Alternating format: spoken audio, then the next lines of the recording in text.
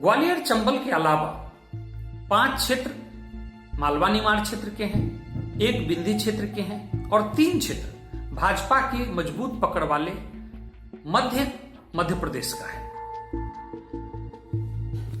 इन 24 पूर्व विधायकों में से लगभग 10 विधायक ऐसे हैं जिनकी उस क्षेत्र में अपनी पहचान है। वे 2 बार या 2 बार से अधिक विधायक रह चुके हैं और इन सबको कैबिनेट मंत्री बनाया गया है। स्वाभाविक है, वोट में जनता को प्रभावित करने के लिए बड़े पैमाने पर इन पूर्व विधायकों को मंत्री बनाया गया है। साथ ही ग्वालियर चंबल क्षेत्र को प्रतिनिधित्व दिया गया है ताकि चुनाव में इसका फायदा उठाया जा सके। इधर 12 जुलाई और 17 जुलाई को जो कांग्रेस के 2 विधायक प्रद्युमन सिंह लोधी और सुमित्रा देवी ने इस्तीफा दिया है, इसे शिवराज सिंह चौहान के एक नए कदम के रूप में देखा जा रहा है। वे चाह रहे हैं कि ज्योतिरादित्य सिंधिया पर निर्भरता सरकार की कम हो ताकि कल को वो सरकार को ब्लैकमेल करने की स्थिति में न रहे। मतलब वे कांग्रेस के उन विधायकों पर नजर रख रहे हैं जो सिंधिया के प्रभाव क्षेत्र से बाहर के हैं तथा अपने दम पर चुनाव जीत सकते हैं। ऐसे में वहां कयास यह भी लगाया जा रहा है कि संभवतः भाजपा ग्वालियर चंबल संभाग के बाहर के क्षेत्रों पर ज्यादा ध्यान फोकस करेगी ताकि उन विधायकों को पुनः जिताया जाए और भाजपा को मजबूत किया जाए। ग्वालियर चंबल संभाग के जो विधायक हैं उन पर भाजपा संभवतः ज्यादा ध्यान न दे, जिससे अपने दम पर जितने विधायक जीत पाए, बाकी अगर हार भी जाएं तो इससे सिंधिया मध्य प्रदेश की राजनीति में अप्रासंगिक होते चले जाएंगे। अब करते हैं कांग्रेस की बात। कांग्रेस के लिए बहुत कुछ दांव पर लगा है, लेकिन उनकी आपसी गुटबाजी और पुराने इतिहास, मतलब अभी जो कर्नाटक में उपचुनाव हुए वहां भी ऐसे ही हुआ कि कांग्रेस और जेडीएस के कई विधायक इस्तीफा देकर बीजेपी में शामिल हो गए और बाद में उपचुनाव हुआ। तब तक वहां भाजपा की सरकार बन चुकी थी और उस उपचुनाव में 15 सीट में से 12 सीट भाजपा जीत गई। तो ऐसे में कांग्रेस का मनोबल पहले से गिरा हुआ है। उनके लिए बहुत मुश्किल है कि भाजपा की सत्ता वहां रहती उपचुनाव में इन सीटों में से इतना सीट जीत लिया जाए जिससे कि भाजपा की सरकार वहां गिर जाए। पुनः ग्वालियर चंबल का क्षेत्र दिग्विजय सिंह के भी प्रभाव का क्षेत्र है। ऐसे में उनकी परीक्षा भी होनी है और हम लोग जानते हैं कि उस क्षेत्र में सिंधिया परिवार और दिग्विजय सिंह परिवार में शुरू से लड़ाई रही है। यह लड़ाई ज्योतिरादित्य सिंधिया के पिता माधवराव सिंधिया के समय में भी थी। दोनों की टकराहट जगजाहिर थी और बाद में जब ज्योतिरादित्य सिंधिया मध्य प्रदेश की राजनीति में आगे बढ़े तो यह टकराव उनके और दिग्विजय सिंह के बीच हो गई। इन दोनों राज परिवारों के बीच जारी टकराहट की जड़ों को हम 18वीं सदी में देख सकते हैं।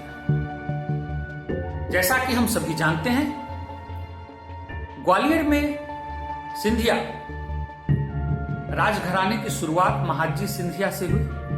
महाजी सिंधिया एक मराठा सरदार थे जो 18वीं सदी में काफी प्रबल हो गए। पानीपत के तीसरे युद्ध के बाद महाजी सिंधिया का काफी प्रभाव बढ़ा और उन्होंने उत्तर भारत में मराठा के प्रसार में बड़े दूरगामी प्रयास किए। उन्होंने दिल्ली तक आक्रमण किए तथा उन्हीं के आक्रमण के परिणाम स्वरूप शाह आलम को 1771-72 में दिल्ली के तख्त पर बिठाया गया। इसके बाद महाजी सिंधिया ने ग्वालियर में अपना प्रभुत्व कायम किया तथा आसपास के राजाओं को पराजित किया। उन्होंने राजपूताना पर भी आक्रमण किया। उसके बाद रुहेलखंड में भी आक्रमण किया यहां तक कि हैदराबाद के निजाम को भी पराजित किया। महाजी सिंधिया की वीरता का आकलन हम इस बात से भी कर सकते हैं कि उन्होंने अहमद शाह अब्दाली को लाहौर, जो आज के पाकिस्तान में है, वहां तक आक्रमण करके पराजित किया और उसके बाद वहां से सोमनाथ मंदिर के 3 चांदी के दरवाजे को वो अपने साथ लेकर गए। हम सभी जानते हैं कि मोहम्मद गजनवी के द्वारा सोमनाथ मंदिर पर आक्रमण किया गया था 11वीं सदी में और मंदिर को विध्वंस किया गया था। और मोहम्मद गजनवी अपने साथ वहां से अपार धन लेकर गया था। महाजी सिंधिया जब ये तीनों चौखट लेकर वहां से आए, दरवाजा लेकर जब आए, तो उन्होंने सोमनाथ मंदिर में इसे फिर से लगवाने का प्रयास किया, लेकिन वहां के स्थानीय पुजारी तथा वहां के मराठा सरदार गायकवाड़, जैसे सिंधिया ग्वालियर में थे वैसे ही बड़ौदा में मराठा सरदार का एक ग्रुप गायकवाड़ का शासन था। उन लोगों ने इसके लिए सहमति नहीं दी और ऐसी स्थिति में सिंधिया ने इन दरवाजों को उज्जैन के मंदिरों में, विशेष रूप से महाकालेश्वर के शिव मंदिर में लगवा दिया। इसी तरीके से राघोगढ़ एक रियासत मध्य प्रदेश में, वहीं उसी एरिया में, आज के गुना में है। दिग्विजय सिंह उसी के उत्तराधिकारी हैं। कहा यह जाता है कि इस रियासत की शुरुआत 1673 में लाल सिंह किच्ची ने किया। वे अपने को पृथ्वीराज चौहान का वंशज बताते थे।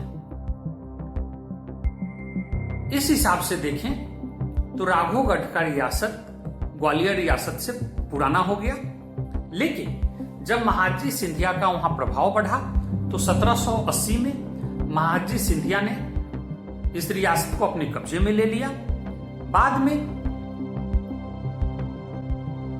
जब सिंधिया और अंग्रेजों के बीच सहायक संधि हुई 1817 में, जब उस समय में अंग्रेजों की प्रभुता सिंधिया पर कायम हो गई, तो ऐसे में अंग्रेजों ने राघोगढ़ रियासत को भी ग्वालियर के अधीन माना। पुनः स्वतंत्रता के बाद हम देखते हैं कि सिंधिया परिवार के लोगों ने अपने राजनीतिक कैरियर की शुरुआत कांग्रेस में की।